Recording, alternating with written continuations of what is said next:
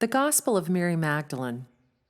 Originally written in Greek, the Gospel of Mary Magdalene tells the disciples about Mary's unique revelations through her relationship with Jesus.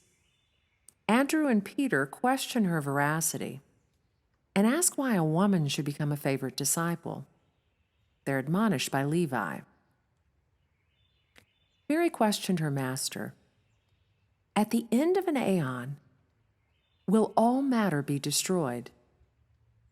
Jesus answered, "All of nature, its forms and creatures are interrelated.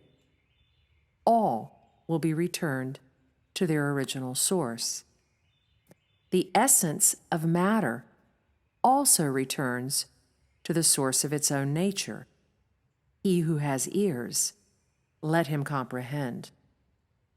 Peter said, "As you've told us almost everything, tell us this also. What is the world's sin?" Jesus replied, "There is no sin in reality. It is you who create sin when you do deeds such as adultery that are called sinful. That's why good enters your heart, to return you back to your source. This is why you get ill and eventually die. He who understands, let him understand.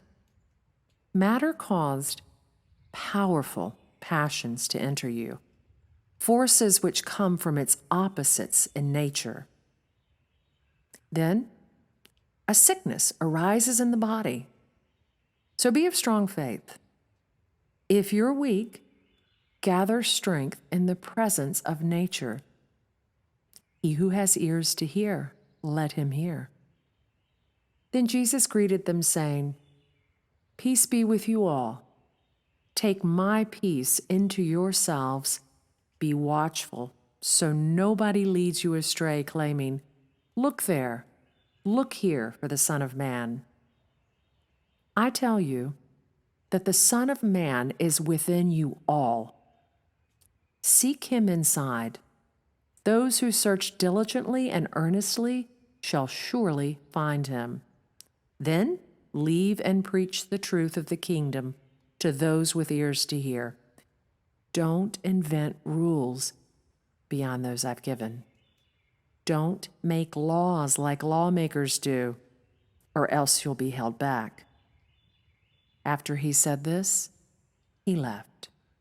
The disciples were upset. They complained, "How can we go to the Gentiles and preach the truth of the kingdom of the Son of Man? If they won't save him, how will they save us?" Then Mary rose and said, "Don't grieve, be brave. His grace is always with you to guard you. Let's praise his magnitude. He's prepared us and turned us into real men and women." When Mary said this, she lifted their hearts up to the good. They started to study his words. Peter said to Mary, "Dear sister, we know our Savior loves you more than the rest of women. Tell us his words that you remember, those we've never heard before." Mary answered, "What's concealed from you, I'll tell. I saw him in a vision, and I told him. He said, 'Blessed are you that your strength wasn't shaken by my appearance, for where the heart is lies buried treasure.' I asked, 'Lord, does he or she who sees the vision perceive it through the soul or the spirit?' He answered, 'One perceives through neither soul nor spirit, but by mind, which mediates between both. Visions are mental.' I pondered. I never saw you descend, and now I see you ascend. Why does my mind deceive me, since you are part of me?" My soul answered, "But you didn't recognize me. I serve you as your robe, but you don't know me." When the voice ended, I rejoiced inwardly. When I came to ponder on ignorance, the third dark power, it questioned my soul, saying, "Where are you heading? You're enslaved by evil, so don't judge me." My soul replied, "Why judge me? I haven't judged you. I was imprisoned, although I never imprisoned.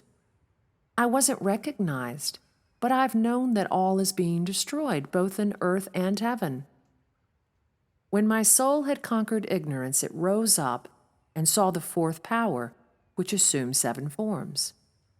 The first is darkness, the second desire, then ignorance, fear of death, power of the flesh, foolish reason, and self-righteous pedantry. These are the powers of anger and doubt. They ask, "From where do you come, killer of men? Where are you heading, slayer of space?" My soul replied, "What bound me is dead. What enveloped me has been vanquished. My desires are over, and ignorance is no more. In this life, I was freed from the world and the chains of forgetfulness.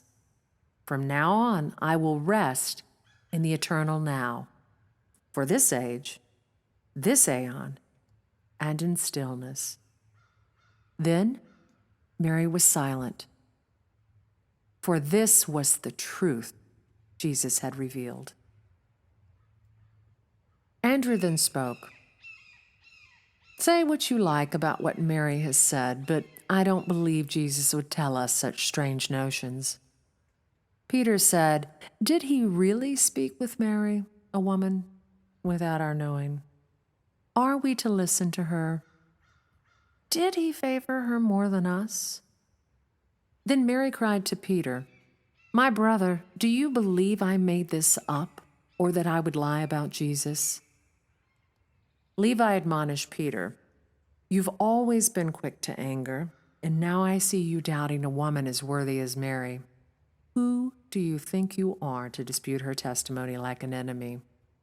If Jesus made her upright, who are we to disown her? Jesus knew her well.